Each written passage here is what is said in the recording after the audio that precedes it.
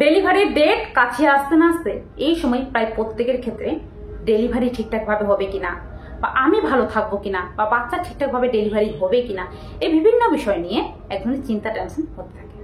সেক্ষেত্রে যাদের ক্ষেত্রে ডেলিভারি অক্টোবর, নভেম্বর, ডিসেম্বর এই 3টি মাসের মধ্যে যে কোনো একটি মাসে রয়েছে, সেক্ষেত্রে এই সময় কি করবেন আর কি করবেন না, এবং যারা নর্মাল ডেলিভারি চাইছেন সেক্ষেত্রে এই সময় কি কি করলে নর্মাল ডেলিভারি খুব সহজে খুব ভালোভাবে হবে। চলুন আজকের ভিডিওতে এই বিষয়ে আলোচনা করব। অবশ্যই ভিডিওটি স্কিপ না করে শেষ পর্যন্ত দেখুন, আশা করি অনেকটাই হেল্পফুল হবে। এবং ভিডিওটা ভালো লাগলে অবশ্যই একটা লাইক, কমেন্ট, শেয়ার করে আমার চ্যানেলটিকে সাবস্ক্রাইব করে আমার পাশে থাকবেন। চলুন ভিডিও স্টার্ট। নমস্কার বন্ধুরা, দেশকোণ পঞ্চুর আরেকটি নতুন ইনফরমেটিভ ভিডিওতে সবাইকে অনেক ওয়েলকাম, অনেক ভালোবাসা। তো আপনার ক্ষেত্রে ডেলিভারি এই 3টি মাসের মধ্যে কোন মাসে রয়েছে অবশ্যই কমেন্টে জানাবেন।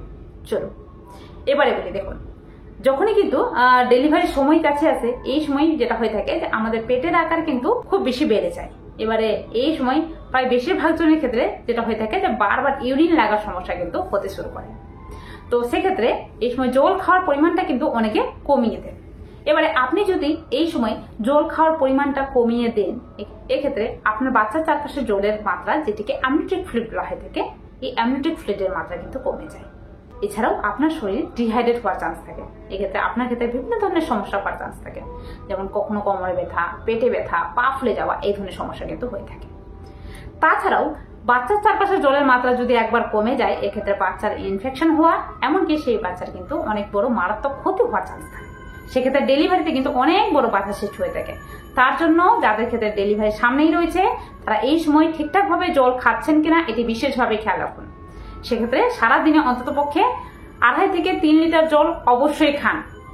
এছাড়াও এই সময় লিকুইড জাতীয় কিছু খাবার, যেমন ডাবের জল, বিভিন্ন ধরনের ফলের জুস, এমনকি লেবু জল, এগুলো অবশ্যই খান, যাতে আপনার শরীরে জলের মাত্রা ঠিকঠাক থাকে, আপনি ভালো থাকেন, ডেলিভারি ঠিকঠাকভাবে হয়, বাচ্চা ভালো থাকে।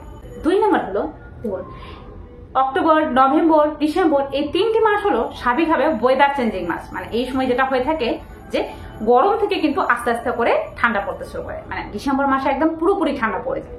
সেক্ষেত্রে এই সময় প্রায় বেশিরভাগ জনের বাড়িতে সর্দি, কাশি, জ্বর এই ধরনের সমস্যায় কিন্তু ভুগে থাকেন 1 থেকে 2 জন। সেক্ষেত্রে এই সময় আপনার ক্ষেত্রে যাতে এই ধরনের সমস্যা না হয়ে থাকে, তার জন্য এই সময় যতটা পারবেন সাবধানে থাকবেন। এই সময় রাত্রেবেলার দিকে একটু বেশি ঠান্ডা লাগে, দুপুরবেলার দিকে গরম লাগে, সেক্ষেত্রে বেশি ফ্যানে থাকবেন না, এবং রাত্রেবেলা অবশ্যই ঢাকা নিয়ে, মানে হালকা পাতলা ঢাকা নিয়ে কিন্তু ঘুমাবেন। এমনকি এই সময় আপনার বাড়িতে যদি কেউ সর্দি, কাশি, জ্বর হয়ে থাকে বা কোনো ধরনের ফ্লু হয়ে থাকে, তার থেকে কিছুটা হলেও ডিস্টেন্স মেনটেন করে রাখুন, যাতে আপনার ক্ষেত্রে এই সমস্যাটা না হয়ে থাকে। কারণ অনেক সময় যেটা হয় যে এই ফ্লু কিন্তু আপনার ক্ষেত্রে বা কারো ক্ষেত্রে কিন্তু ছড়িয়ে যাওয়ার চান্স থাকে। তো অবশ্যই নিজেকে যতটা পারবেন সাবধানে রাখবেন, কারণ কোনো কারণবশত আপনি যদি এই সময় দুর্বল হয়ে পড়েন, এক্ষেত্রে বাচ্চার বৃদ্ধিতে বাধা পড়বে, এবং এই সময় আপনার বাচ্চা কম ওজনে জন্ম নেওয়ার চান্স থাকে, এমনকি ডেলিভারিতেও কিন্তু মারাত্মক ক্ষতি হয়ে থাকে। তো অবশ্যই এটি খেয়াল রাখবেন। 3 নম্বর হলো, দেখুন এই সময় প্রায় প্রত্যেকের ক্ষেত্রে তেল, ঝাল, স্পাইসি যুক্ত যে কোনো ধরনের খাবার খেতে কিন্তু খুব ইচ্ছা হয়, কারণ এটি প্রেগনেন্সি ক্রেভিংস বলে একটা কথা। সেটা হলো যে মানে তেল ঝাল বেশি খেতে ইচ্ছে করে প্রেগনেন্সিতে। সেক্ষেত্রে যেটা বলবো যে এই সময় যতটা পারবেন কম খাবেন এই খাবারগুলো, কারণ এই খাবারগুলোতে কোনো রকম পুষ্টি কিন্তু থাকে না। এই খাবারগুলো খেলেও আপনার বাচ্চার কোনো রকম ওজনও বৃদ্ধি হয় না, বরং আপনার ওজন বৃদ্ধি হয়। এই খাবার খেলে আপনার অতিরিক্ত ওজন বৃদ্ধি পায়, এবং প্রেগনেন্সির এই সময় যদি আপনি অতিরিক্ত ওজন গেইন করে থাকেন, এক্ষেত্রে ডেলিভারিতে কিন্তু বাধা পড়বে, মানে নর্মাল ডেলিভারি তো হওয়া ভুলেই যান। তার জন্য এই সময় ঠিকঠাক ওজন হওয়াটা খুব জরুরি, এমনকি বাচ্চার ওজনও ঠিকঠাক হওয়াটা খুব জরুরি। তার জন্য এই সময় এই খাবারগুলো একদমই অ্যাভয়েড করুন। এই সময় হেলদি খাবার খান, যাতে বাচ্চা ভালো পুষ্টি পায়, ভালোভাবে বৃদ্ধি হতে পারে, এবং আপনিও এই সময় ভালো থাকেন, সুস্থ থাকেন। কারণ এই খাবারগুলো খেলে গ্যাস, অ্যাসিডিটি এই ধরনের হওয়ার সমস্যা কিন্তু বেশি থাকে, কারো কারো ক্ষেত্রে লুজ মোশনও হওয়ার চান্স থাকে। তো অবশ্যই এটি খেয়াল রাখবেন। 4 নম্বর হলো, দেখুন এই সময় কিভাবে উঠছেন, কিভাবে বসেন, কিভাবে ঘুমাচ্ছেন, এটিও কিন্তু বিশেষভাবে খেয়াল রাখুন, কারণ এই সময় আপনার বাচ্চা দ্রুত হারে বৃদ্ধি পাচ্ছে। তাছাড়াও এই সময় আপনার বাচ্চা আস্তে আস্তে করে ডেলিভারির জন্য নিজেকে প্রস্তুত করছে। সেক্ষেত্রে এই সময় ভুলভাল পজিশনে ঘুমালে, ভুলভাল পজিশনে উঠা বসা করলে, এক্ষেত্রে বাচ্চার বৃদ্ধিতে তো বাধা পড়বে, নর্মাল ডেলিভারিতে কিন্তু অনেক বড় সমস্যার সৃষ্টি হবে। তো এই সময় কি করবেন? এই সময় অবশ্যই যেটা করবেন সেটা হলো, ঘুমানোর সময় অবশ্যই বেশিরভাগ সময় বাম পাশ হয়ে ঘুমাবেন, কখনোই উপর হয়ে বা চিত হয়ে ঘুমাবেন না। উপর হয়ে চিত হয়ে ঘুমালে বাচ্চার বৃদ্ধিতে তো বাধা পড়ে, বাচ্চার শরীরে ঠিকঠাকভাবে অক্সিজেন সাপ্লাই হয় না, ঠিকঠাকভাবে রক্ত সাপ্লাই হয় না, এমনকি আপনার ক্ষেত্রে শ্বাস নিতে সমস্যা দেখা দিতে পারে। তার জন্য বাম পাশ ফিরে ঘুমাবেন, বা এক্ষেত্রে বাচ্চা ভালো থাকে, আপনি ভালো থাকবেন। এছাড়াও কখনো কখনো আপনি ডান পাশ ফিরে ঘুমাতে পারেন। তাছাড়াও যেটা বলবো, এই সময় বেশিক্ষণ ধরে দাঁড়িয়ে থাকবেন না। বেশিক্ষণ ধরে দাঁড়িয়ে থাকলে যেটা হয় যে, যাদের ক্ষেত্রে 8 মান্থ চলছে সেক্ষেত্রে কিন্তু এই সময়ের আগেই বাচ্চা কিন্তু হেড ডাউন পজিশন করে নেয়। এক্ষেত্রে স্বাভাবিকভাবে সময়ের আগে ডেলিভারি হওয়ার চান্স থাকে। তার জন্য এই সময় এটি বিশেষভাবে খেয়াল রাখবেন, বেশিক্ষণ ধরে দাঁড়িয়ে থাকবেন না। যারা ভাবছেন নর্মাল ডেলিভারির জন্য এক্সারসাইজ করব, খুব বেশি হাঁটাচলা করব, তারাও কিন্তু এই সময় খুব বেশি হাঁটাচলা করা, খুব বেশি এক্সারসাইজ করা, মানে ওভার এক্সারসাইজ করা কিন্তু অ্যাভয়েড করুন। এটি করলেও অনেক সময় যেটা হয় যে, ওভার এক্সারসাইজের জন্য কিন্তু অনেক সময় কিন্তু শরীর ক্লান্ত হয়ে পড়ে, যার জন্য কিন্তু বাচ্চারও কিন্তু ক্ষতি হয়ে থাকে, এমনকি ডেলিভারিও কিন্তু সময়ের আগে হয়ে যায়। এই সময় যতটা পারবেন সাবধানে থাকবেন। কোনো জায়গায় হুচুট খেয়ে পড়ে গেলেও কিন্তু সময়ের আগে ডেলিভারি হতে পারে। তার জন্য এই সময় যতটা পারবেন সাবধানে রাখবেন, বাচ্চাও যাতে ভালো থাকে, আপনি যাতে ভালো থাকেন, এবং ডেলিভারিতেও যাতে কোনো রকম সমস্যা না হয়ে থাকে।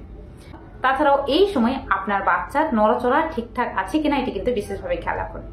কারণ এই সময় আপনার বাচ্চার নড়াচড়া কিন্তু একটু কম পরিমাণে ফিল হতে পারে, কারণ যাদের ক্ষেত্রে ডেলিভারির সামনেই রয়েছে তাদের ক্ষেত্রে কিন্তু এই সময় বাচ্চা কিন্তু আস্তে আস্তে হেড ডাউন পজিশন করে। তো এক্ষেত্রে বাচ্চার নড়াচড়া একটু কমে যাওয়াটা স্বাভাবিক, তবে সারাদিনে 10 থেকে 12 বার করছে কিনা এটি বিশেষভাবে খেয়াল রাখুন। এক্ষেত্রে বাচ্চার নড়াচড়া অতিরিক্ত পরিমাণে কমে গেলে এক্ষেত্রে প্রথমত কিছু করতে পারেন, যেমন বাড়িতে পর্যাপ্ত মানে জল খান, বাম পাশ ফিরে ঘুমান, মিষ্টি জাতীয় কোনো খাবার খান। এক্ষেত্রে একটু রেস্ট নিন, দেখুন বাচ্চা নড়াচড়া করছে কিনা। আধ ঘন্টা 15 ঘন্টার মধ্যে বাচ্চা নড়াচড়া না করলে শিগগিরই ডাক্তারবাবুর কাছে যান। এক্ষেত্রে বাচ্চার কিন্তু মারাত্মক ক্ষতি হতে পারে, বিশেষ করে এই সময়ে। এছাড়াও এই সময় যেটা বলবো যে, কোনো ধরনের চিন্তা, টেনশন, স্ট্রেস নেবেন না। এই সময় বিভিন্ন জিনিস নিয়ে কিন্তু চিন্তা টেনশন হওয়াটা কিন্তু স্বাভাবিক, বিশেষত ডেলিভারি নিয়ে অনেকে চিন্তা টেনশন করে থাকে। তবে বলবো যে, যা হবে ঠিক সময় কিন্তু হয়ে যাবে, কিন্তু আপনি এই সময় চিন্তা টেনশন করলে কিন্তু ডেলিভারিতে মারাত্মক ক্ষতি হয়ে থাকে। বিশেষত চিন্তা টেনশন করলে ব্লাড প্রেশার লেভেল হাই হওয়ার চান্স থাকে। এক্ষেত্রে অনেক সময় প্রি এক্লাম্পসিয়া হয়ে যায়। প্রি এক্লাম্পসিয়া হয়ে কিন্তু স্বাভাবিকভাবে বাচ্চার মারাত্মক ক্ষতি হয়ে থাকে, তাছাড়াও ডেলিভারিতেও কিন্তু ক্ষতি হয়ে থাকে। তার জন্য এই সময় আপনার ব্লাড প্রেশার লেভেল ঠিক রাখুন। এই সময় কোনো ধরনের চিন্তা টেনশন করবেন না। এমনকি এই সময় এক্সট্রা লবণ, মানে যারা প্রেগনেন্সিতে এক্সট্রা লবণ খেতে অভ্যস্ত রয়েছেন তারা এক্সট্রা লবণ খাওয়াটাও কিন্তু অ্যাভয়েড করুন। এক্সট্রা লবণ কিন্তু ব্লাড প্রেশার লেভেল বাড়ায়। এমনকি এই সময় বেশি মিষ্টি জাতীয় যে কোনো ধরনের খাবার সেগুলোও কিন্তু কম খাবেন, কারণ মিষ্টি জাতীয় বেশি খাবার খেলে প্রেগনেন্সির সময় জেস্টেশনাল ডায়াবেটিস হওয়ার চান্স কিন্তু বেশি থাকে। তার জন্য এই সময় এটি কিন্তু অ্যাভয়েড করবেন। তাছাড়াও এই সময় আপনার শরীরে হিমোগ্লোবিন লেভেল ঠিকঠাক আছে কিনা এটি খেয়াল রাখুন, কারণ হিমোগ্লোবিন লেভেল কম থাকলে, মানে শরীরে রক্তে হিমোগ্লোবিনের মাত্রা কম থাকলে, এক্ষেত্রে কিন্তু আপনার নর্মাল ডেলিভারি আর সি সেকশন ডেলিভারি দুটোতেই কিন্তু বাধা পড়বে। তার জন্য এই সময় আপনার হিমোগ্লোবিন লেভেল চেক করুন। এক্ষেত্রে কম থাকলে এই সময় লাল লাল শাকসবজি খান। ডাক্তারবাবু যে আয়রন, ক্যালসিয়াম সাপ্লিমেন্ট দিচ্ছেন সেটা মনে করে খান, যাতে আপনি ভালো থাকেন, আপনার শরীরে রক্তের মাত্রা ঠিকঠাক থাকে, এটি খেয়াল রাখবেন। তাছাড়াও এই সময় যেটা বলবো, নর্মাল ডেলিভারির জন্য কি করবেন, নর্মাল ডেলিভারির জন্য এই সময় থেকে, বিশেষত যাদের ক্ষেত্রে 8 মান্থ চলছে তারা এই সময় থেকে হালকা উষুম জল খেতে শুরু করেন। তবে কখনোই ঠান্ডা জল খাবেন না। নর্মাল জল খেতে পারেন, তবে কখনোই ঠান্ডা জল খাবেন না, বা ফ্রিজ থেকে বের করা কোনো ধরনের ঠান্ডা খাবার এটিও কিন্তু খাবেন না। হালকা উষুম জল খান। এছাড়াও কিন্তু এই সময় হালকা উষুম গরম দুধ খান, খেজুর খান, যেটি কিন্তু আপনার নর্মাল ডেলিভারিতে অনেক সাহায্য করবে।